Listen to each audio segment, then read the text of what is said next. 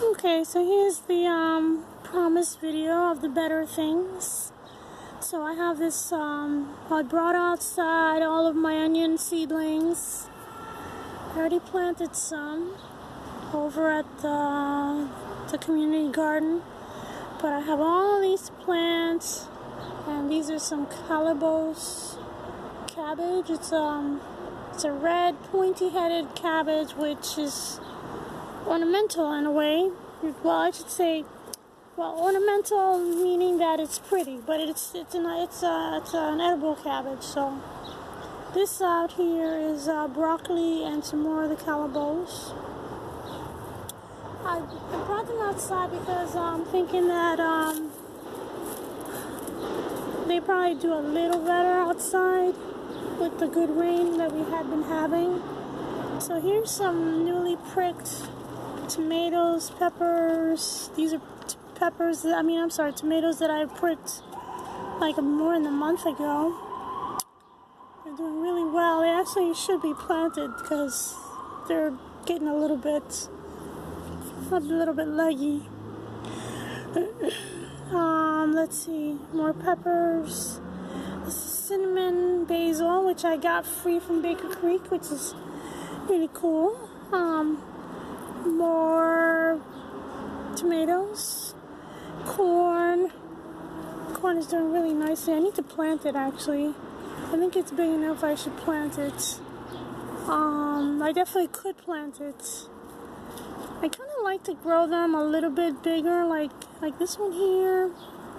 I like it this size because if they're too small, the birds come, they actually pull them out of the ground, and then, you know, you come back like a couple days later, because usually I plant them at the community garden, and they're like half dead. So anyway, more tomatoes, more peppers, more tomatoes.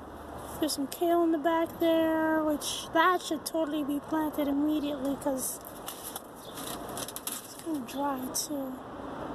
I need to water that. Yeah, because I don't want it to get overgrown in that. And more tomatoes. These are some kale that I've been kicking around. I need to get them sorted out. Some dinosaur kale. I actually had this prepared this morning to start working on it, but then I discovered the tragedy of my pots having been turned over out in the front. Well, the containers are stolen. This is some kitchen sink mix greens, which mostly they turned out to be radishes, and they go into seed, so I'm gonna wait for that because now these greens are gonna be bitter. But the little radish seed pods are tasty, so I'm gonna eat those. A la Babette cross. Babette is in the garden. These are my spinach plants, which didn't really do very well this year. I don't know why. I think that, I don't know, maybe they were, I'm not even sure what could be the case. They didn't do very well. These did okay, but now they're starting to bolt, which is not a terrible thing. Bolting spinach is still perfectly edible and never turns bitter, so even to the last spiky pollinaceous flower spike, you know, you can still eat it all. It's still perfectly edible. And it doesn't get bitter, like I said, so I think I'm gonna pick this. I really should have picked it like a while ago. I'm not even sure what I'm gonna do with it. And this is where I put some of the kind of greens that fell over, that were knocked over, I should say. There's some more. Just tucking stuff here and there. We got some chives, and there's a little chive flower starting. I don't see any more, but that's the first one. Those are seed-grown chives from last year. This is parsley. This is triple curled parsley from last year, which is actually going to seed. It's actually bolting, and that's a good thing because when they start to bolt, the beneficials can use that well, they like the nectar, so it attracts beneficials, which are actually the kind of things that like to you know, the what is it called? I want to say trigonate, but that's not the word. The wasp. There's a wasp that likes to eat the aphids. I can't even begin to remember. I think it starts with a T. Anyway, they like to consume the pollen from that. The parsley, celery, carrots, all of those kinds of carrot family flowers is what they like. And so then they come and they take care of your aphids. Now yearly I have an issue with black fly or black aphids on my cherries. But last year I did not have to spray because the issue resolved itself. The wasp came and they assassinated those aphids. So I didn't even have to think about it until, you know, by the time I considered spraying, they were already a non-issue. Anyway, I still have some more of these bacana greens that I need to plant. I planted them here. I still have a few. I don't even know why, but I looked at this and I said, oh, I'm done. But clearly there's at least one there and another one tucked in there. Whatever. Anyway, and this is my aloe vera, which is like, I don't know how many years old. At least 10 years. Because I remember when I first went to the hospital with dialysis, my friend Brian brought me a little tiny pot and a tiny container, and I put it in, like, you know, I graduated the size, and now it's got to be transplanted again, probably divided. It's just too many plants and they're all crammed in together. So I'm gonna do that soon. But this is kale. This is actually called curly. No, this is scarlet kale. I was gonna say it's curly roja, but it's scarlet kale. And I had some petunias that broke off of a hanging basket, and I tucked them in there. It was raining a lot, so I was hoping that they would just root easily, but they may or may not. Anyway, look at that. This is new. Ranunculus. Look at that pretty color. Just gorgeous. So pretty. And I'm getting some yellow ones too coming in. And these are my Iona peas, which I finally decided I should string up. I didn't think that I would need to string them up, but yeah, they're getting kind of big for their britches, so I decided to string them up. And these are King Tut peas. They're getting tall. Most likely by tomorrow I'm gonna need to put another rung, because this one here, that one over there, and this one here, they're like getting, it's been so much rain. There's some more ranunculus. Just gorgeous. I love these things. So pretty. Look at that. Nice. Over here I had some tomatoes and celery, and what else is here? It was like a wildflower mixture that I kind of threw in there. Different things coming in. There's more Iona peas, which I probably should string up. I put little sticks in there, but I probably should string them up too. And I brought down some of my succulents, actually all my succulents. This one here makes a pretty red flower. And this is Christmas cactus. It's about to bloom again for some reason. I don't mind. And this is my citrus. This is actually Buddha's hand. It's got a couple of A couple of flowers budding. There's one up here and there's one up there. All the way at the top, that right there. And anyway, we'll see how it does. It was actually covered with a whole lot more leaves before I brought it downstairs. I think just all the wonky weather has been stressing it out a little bit. And this is crown of thorns. It's very tall. I need to probably top this thing and try and control it a bit more. And this is what I believe to be dragon, what do you call it? Dragon fruit. This is actually,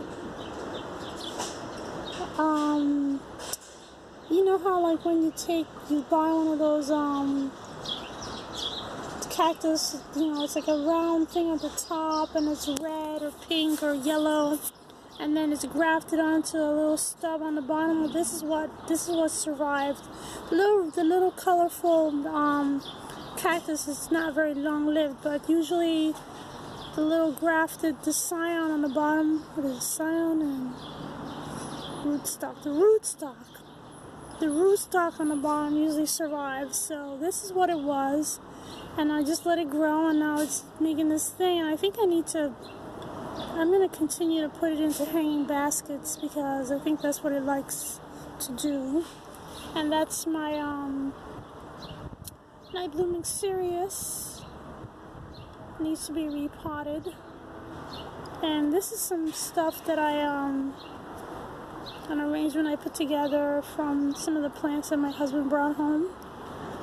It's begonia, bacopa, and this is purple sweet alyssum. Isn't it nice? It's very fragrant. And this is some more begonia. And it's different kinds of begonias back there. And then this is calibrachoa. I was just admiring this thing. This is why I started doing the video, because I was like, I have got to share this. Look at that. Just so cute. The color is just killing me. It's astounding. And I moved this pot in here, over here, because I think it's better admired from this level, from this eye view. All these pansies. It's my favorite color. Super fragrance. Really cute. And this is a rosemary. This is a prostrate rosemary.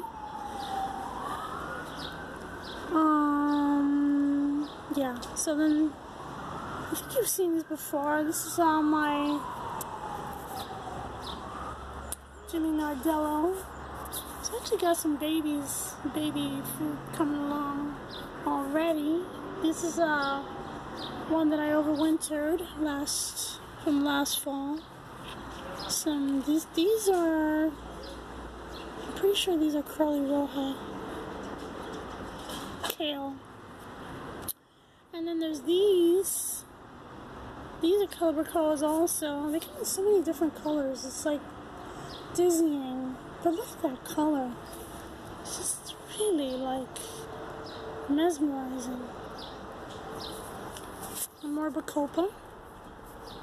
These don't really seem to like it very much in the heat, so while it's still cool weather, I'm enjoying them.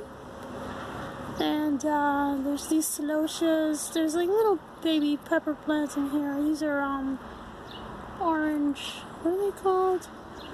Orange beauty peppers. More pansies. Look at that crazy color. It actually doesn't look that blue. It's more of a, well, it's not that violet anyway. It is purple. It's more like grape jelly purple rather than almost royal blue. Anyway, and I have some petunias back there. These are just pots these are pots from soil that I had in the front. I have a wine barrel that's falling apart, so I just dug out the soil and now I'm trying to figure out what to put in there. And these are from the pots that fell over.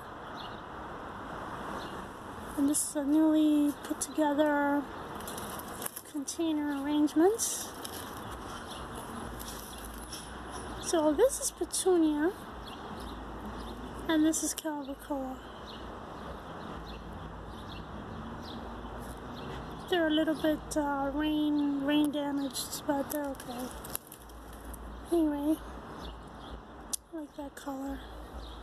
More calabacoas. So cute. So this one here is like, it turns different colors. It's like pink and white and yellow. Pretty. And patience. This is actually supposed to go to my mother-in-law, but my husband ignored me, I guess. He didn't really get it when I told him he could take that one. So then there's this stuff. This stuff needs to be planted out, so I don't know where I'm going to put this. This is probably going to go in the community garden. These are from the pots that got knocked over. And you've seen the rest. You've seen the rest, haven't you? I think so. Anyway, there's some stuff on the porch, but I'll show you that another day. When it rains, it pours. So I think I told you guys before, some of you might remember that the landlord spoke about selling the house. So the sale is final. I guess it was finalized on Tuesday. Today's Thursday. And so we're going to need to probably get a new place to live. And I have all of these plants. And now I need to like find a new home, and also a new home for my plants. Whatever. God will provide. So anyway, so when I was pondering this, you know, I mean, God is really faithful to me. You know, I don't know if you guys, you know, care about what I have to say about that, you know, but this is me. So I have a deep relationship with God and through Jesus Christ. And, you know, the Holy Spirit basically said to me, you know, just be quiet yourself, don't fret, and know that I will show you where to go. So that's what I'm resting on. And that's it. So I'm not going to worry about it. I'm not going to freak out. You know, we're going to, you know, pursue finding another place, but I'm not going to worry about it. Because it's going to happen. And it's going to be a good price and whatever. It's going to be better than this. So that's all I have to say. I think that's it for now. Thanks for watching.